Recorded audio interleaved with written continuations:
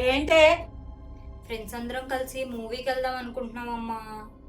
సినిమాకా? ఏ సినిమాకి? మాస్ జాతర మూవీ అమ్మా. ఏ థియేటరు? ట్రిపుల్ థియేటర్లో. ఏ టైంకి వెళ్తున్నారు? Evening show. ఎంతమంది వెళ్తున్నారు ఏంటి? 5 వెళ్తున్నాం. వాళ్ళ ఇంట్లో తెలుసా మీరు వెళ్తున్నారని? తెలుసమ్మా. అలా కాల్ చేసి అడగరా మరి?